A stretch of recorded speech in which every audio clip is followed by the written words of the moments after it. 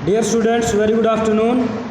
प्यारे बच्चों, आपकी वर्कशीट नंबर 26 जो है वो आज मैंने जो बच्चे स्कूल में आए हुए थे उनको कराई है, और उसका बोर्ड का फ़ोटो लेकर के मैंने आपके ग्रुप में भी इस वर्कशीट को और इस वर्कशीट के सॉल्यूशन को ग्रुप में भेजा हुआ है, तो आप वहाँ से देख सकते हैं।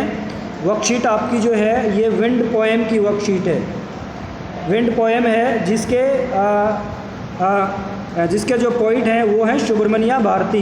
आपने याद रखना है, पोएम का नाम विंड है और पोइट है सुब्रमण्या भारती। इसमें पोइट विंड को, ये देखिए सुब्रमण्या भारती इसके पोइट हैं।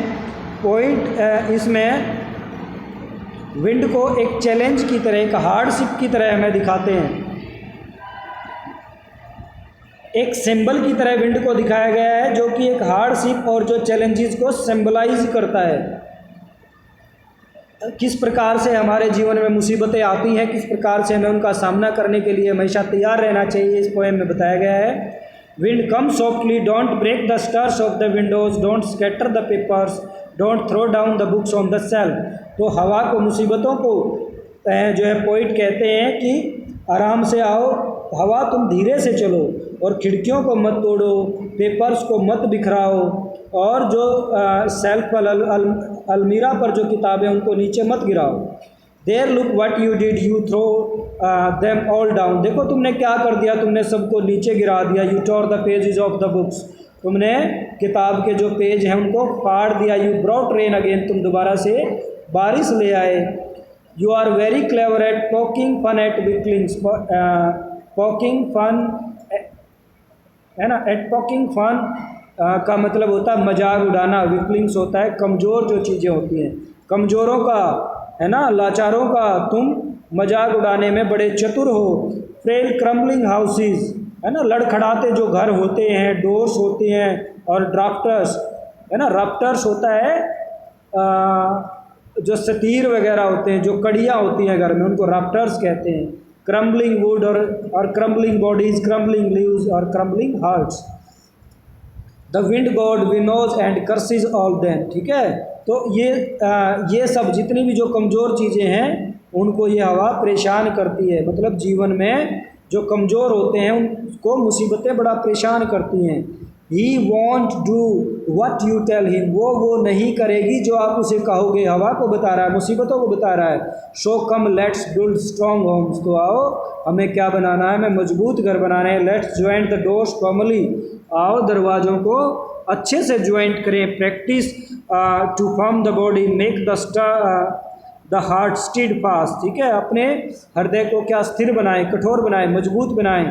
Do this and the wind will be friends with us, ऐसा करेंगे तो हवा हमारी दोस्त बन जाएगी। तो जीवन में जो मुसीबतें हैं उनसे हमें परेशानी नहीं रहेगी। The wind blows out weak fires, हवा जो है वो कमज़ोर हवा को, कमज़ोर आग को ब्लोज आउट मतलब बुझा देती है। He make strong fire roar and flourish, strong fire को, मजबूत आग को, तेज आग को वो और भी ज़्यादा तेज बनाती है। तो आपने देखा होगा जहाँ पर आग कम है, मतलब एक मोमबत्ती जल रही है तो एक हवा का झोंका आएगा और वो बुझ जाएगी।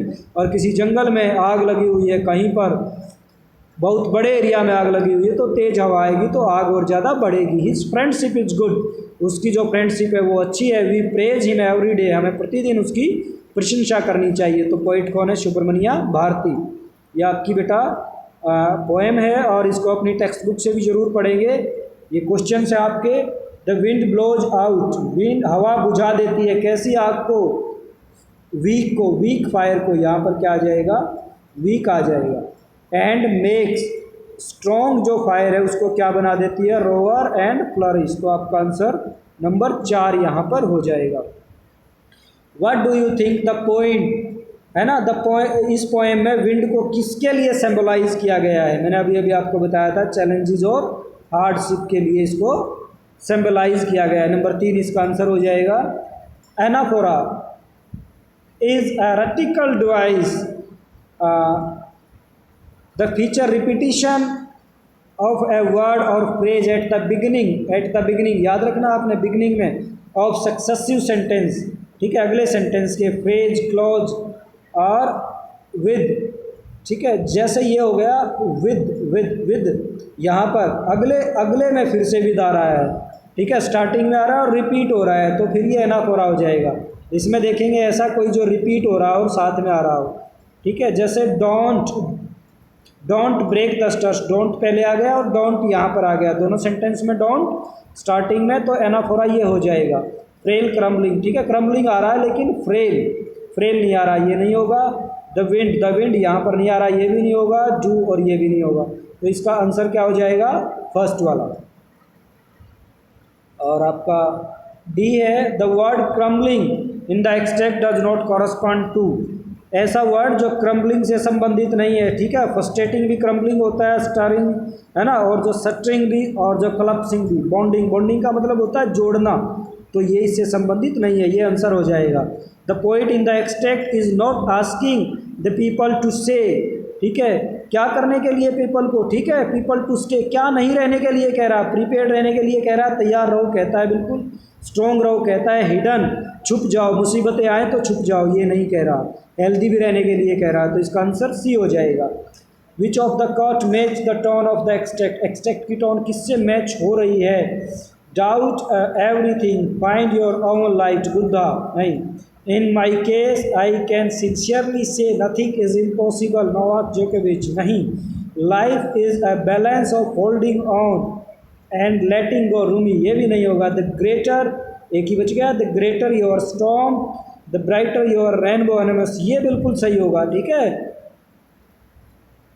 तो आप जितना ज़्यादा है ना मुसीबतों का आप सामना करेंगे उतना ज़्यादा आप चमके। द ग्रेटर योर स्टॉर्म, ठीक है, your storm the brighter your rainbow, तो इसका आंसर नंबर 4 हो जाएगा। तो बेटा आपकी वर्कशीट ये कंप्लीट होती है, बहुत ध्यान से करेंगे और इसको जल्दी से अपने होमवर्क ग्रुप में भेजेंगे।